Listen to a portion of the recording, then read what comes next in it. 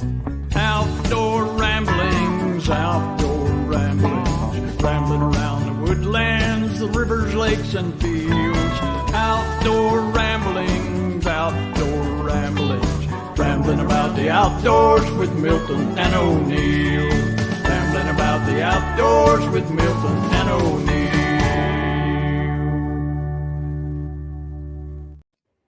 Hello, folks, and welcome to another episode of Outdoor Ramblings. I'm Milton Crabapple, and I'm here with O'Neill Williams, the man, the legend himself, and we're here to talk about the outdoors and just rambling around and rambling about. Ain't that true, O'Neill? That's a fact. I'm wanting to learn something today. I'm going to shut up. You are? No, well, not really. Well, you know, I had a topic. I couldn't do that. I had a topic I wanted to talk about today. Okay. Now, unless you got something else you'd rather talk about. But, you know, lots of folks ask me about this badge on my hat. You know, that's because I'm sheriff.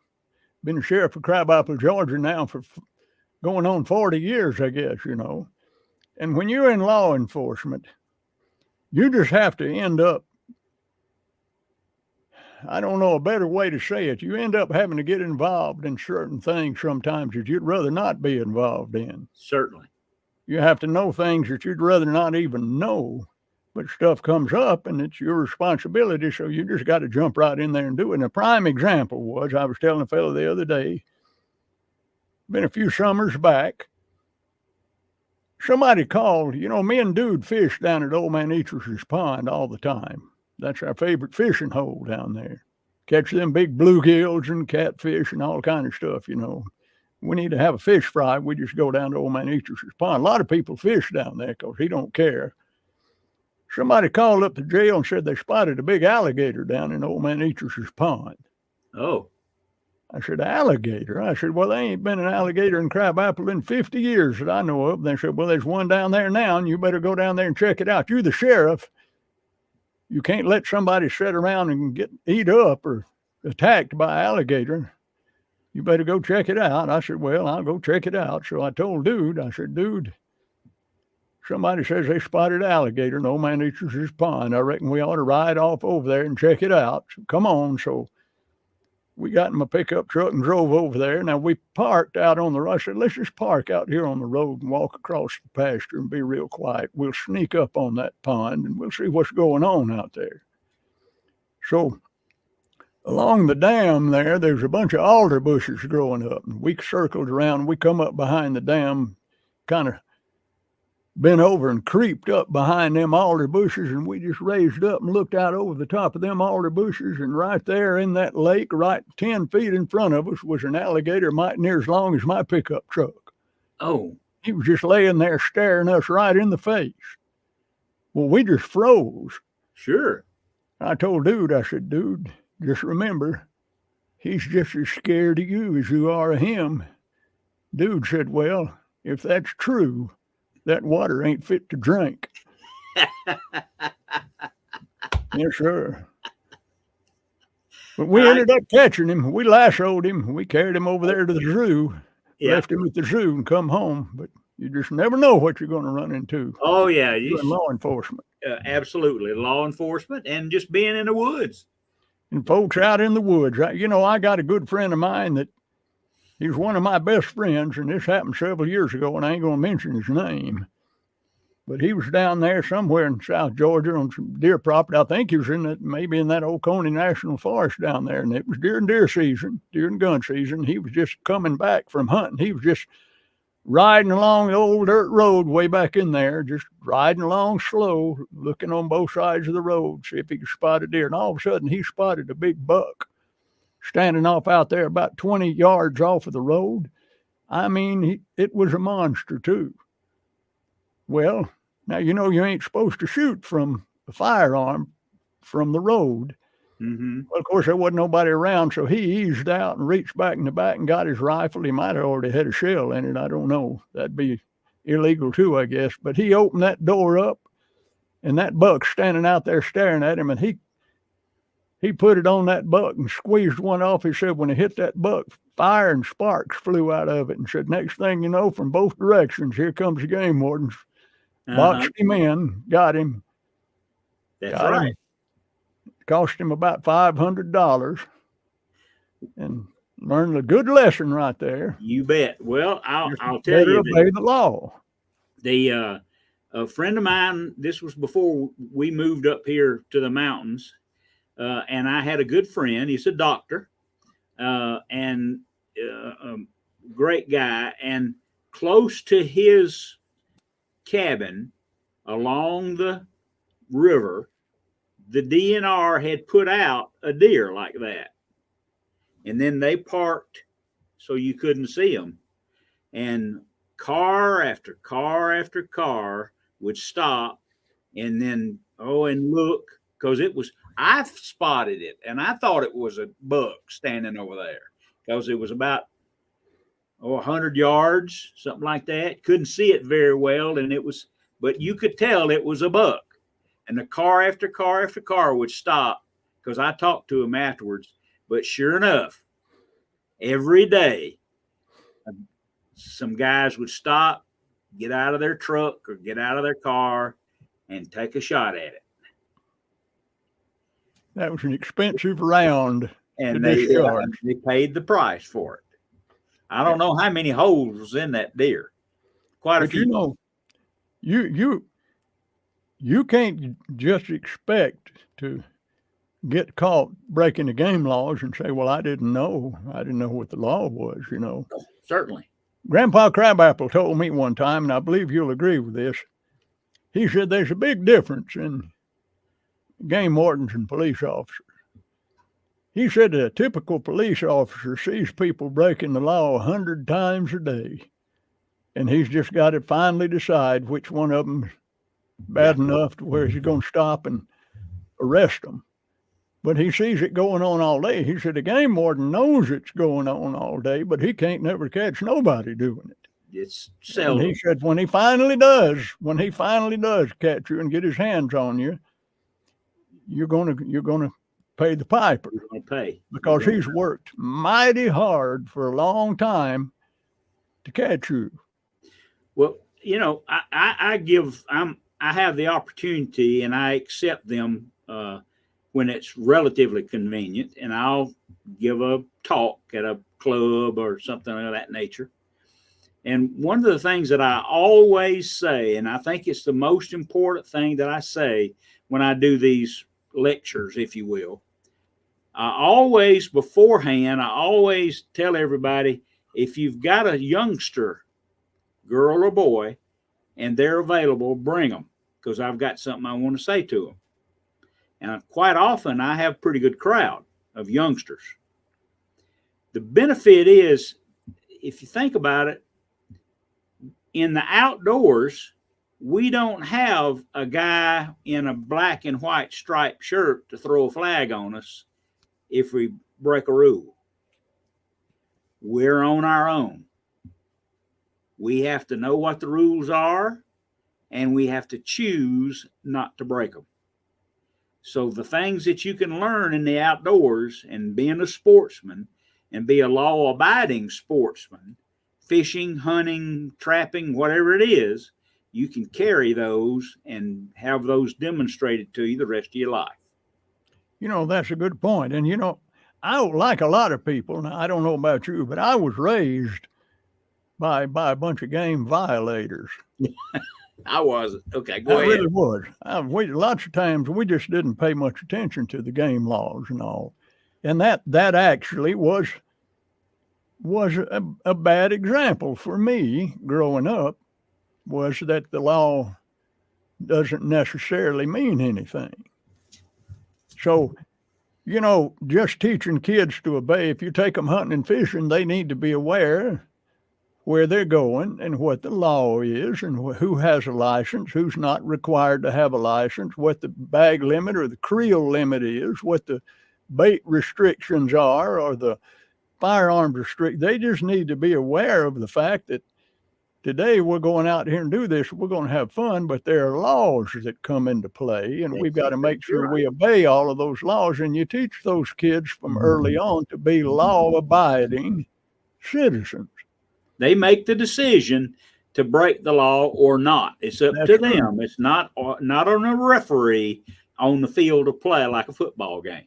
That's up to them, and that may just save them a lot of heartache later on as they grow up, you know. Mm-hmm. But now the folks that violated the game laws when I was growing up, they loved the outdoors. They paid their fair share. They never once.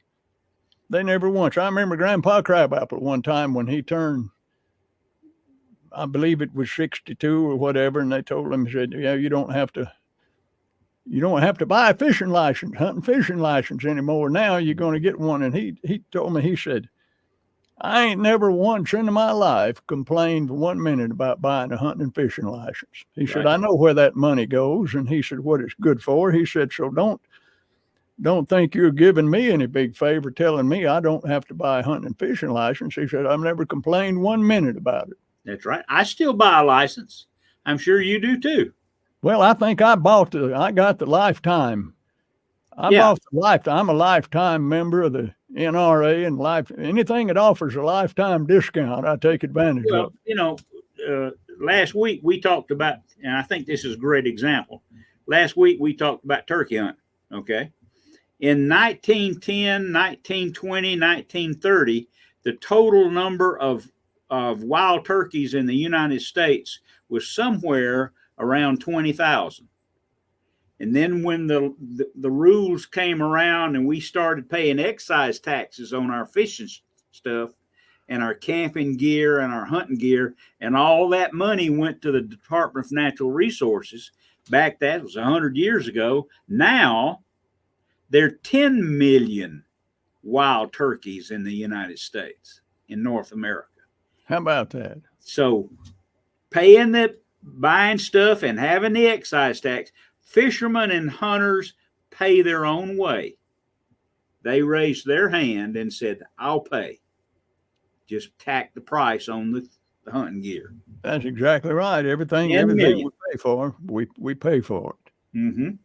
And don't mind. And then we'll also pay extra money to hunt in certain places as time goes on. Oh, absolutely. I know let's see, Allison's husband, they just got back. They went hunting out there with Travis, and his license, non-resident license for Oklahoma, was $350. He didn't mind at all, did he? No, that was just part of the deal. Yeah, that's it. It wasn't guaranteed to bag anything, was it? Nope. Just part of the deal. That's exactly right. And that's part. Yeah. Let's talk about springtime fishing. It's fishing time. Well, it is. It is fishing time. I get conflicted about that too. Well, you got hunting, you got turkey season, and you got the air's warming up, water's warming up, and I've got something I want everybody to understand, if you don't mind, because where you and I live in the foothills and all up through the Appalachian Mountains, there's clear deep water reservoirs. Okay, and in the wintertime, and the summertime too, really, the game fish spend most of their time in deep water. They in the standing trees and in the brush and all that kind of stuff. And I've got something I want to tell everybody so that they can give this a try. Okay. Now, this is from O'Neill. This is not something I learned. I learned this on my own. You're fishing deep water for bass or stripers or something like that, and you catch and it's a brush pile, it's a standing tree, and you catch two. All of a sudden, you don't get a bite. Now think this thing through. Do you think those were the only two bass there? No. Might have been 200 but down there. But you caught two. Maybe it spooked the school, but they're still there. So what do? Leave. Go someplace else for a half an hour. A fish has only got a memory, just a couple of minutes. Then come back and you'll catch some more in the same spot. How about that? Yeah, that makes perfect sense to me. And you talk about a fish having a short memory. Now, I grew up also going trout fishing up in the mountains a lot in the streams up there. We used to do that a lot. And a friend of mine said one of the best trout fishermen he knew was a fellow that lived up there that taught him how to trout fish. He said that fellow, they'd be going up a stream and come to a good hole out there where boy, I know there's a good one out there in that hole, but there'd be a big tree limb in the water or a limb hanging down or a trash pile or a log or something you just couldn't cast over in there. He said, well, that fellow just wade out in the water and grab all that trash and drag it out of there and stomp around, throw them tree limbs up on the bank and everything else. And then he'd go sit down over there and smoke a cigarette. And he said by the time he got through smoking that cigarette, he'd go back over there and catch them fish. Yeah. He said they just didn't stay disturbed but about 10 or 15 minutes, and that was it. They were right back in there ready to bite again. I had what great example of that, but not fresh water, but salt water. And I don't know. I don't think you've been there with me down to Cocoa Beach and fish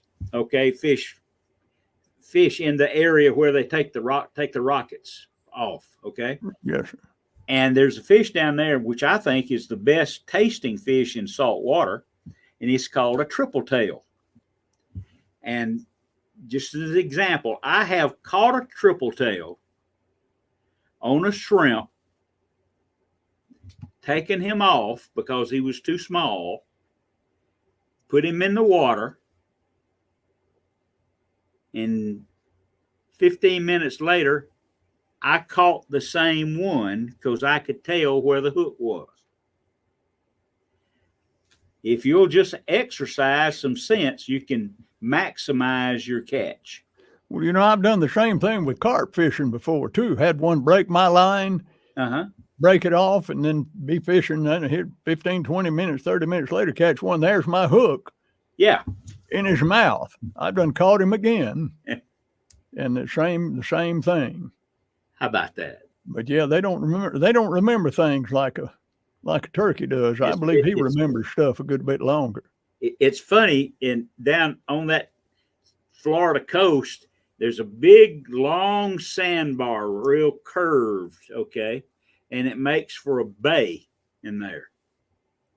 And I learned this from somebody else. A triple tail is also called an eddy fish. He wants to be under something. He wants to be up against something all the time. All right. And he's a fabulous tasting fish, dumb as a post. And we would, first thing in the morning, we'd get the newspaper and open the newspaper and put newspapers out along 200-300 yards off the beaches. There wasn't anybody. You can't beach there, okay, because it's the rocket place. And we'd put out 20 or so pieces of newspaper. And then you turn around and come back to the first one, and there'd be a triple tail under every newspaper. How about that? Yeah. And then I believe that's illegal now, ain't it? I don't know. I believe that's illegal to do now. Is it? Well, see, there you go. I learned something this morning. There you go. And then when the trip was over, we'd come back and get all the newspapers, take them back with us. Is that legal? I believe it's illegal now. Maybe somebody can write in or comment on our Facebook page too. By the way, y'all forgive me, okay? I didn't know any better.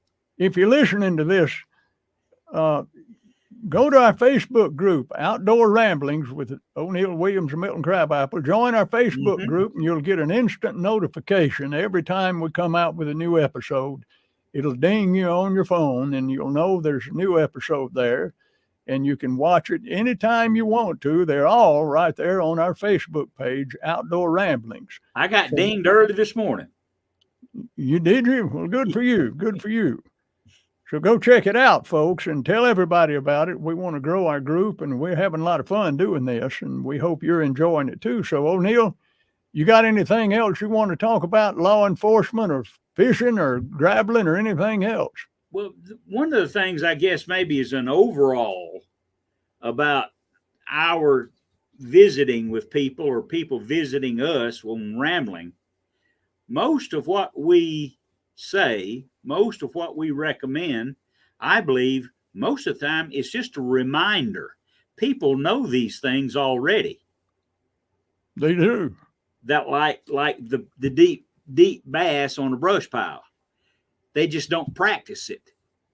Plus, they like to hear us tell about it. Maybe that's it. Ain't that true? Yeah. Well, I've enjoyed this again, O'Neill. Well, me hanging too. Out and talking about the outdoors. I'm looking forward to us continuing to do this. And folks, tell your friends about it. Help us build up our following. We enjoy. Tell me about you. Tell everybody about your recordings now. You need to get that started again.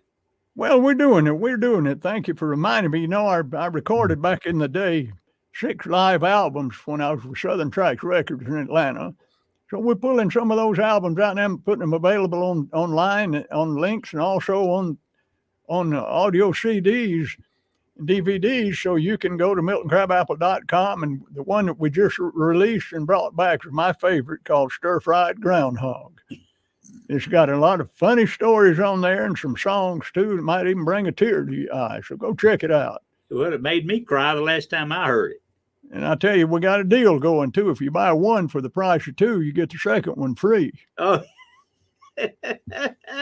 and too, so we don't forget, you can go to Amazon and get my book, O'Neill Outside, 65 Years in the Outdoors, People and Places Along the Way, like Sheriff Crabapple that I met. It's a good book. I've read it. I got an autographed copy of it too. Yes, you do.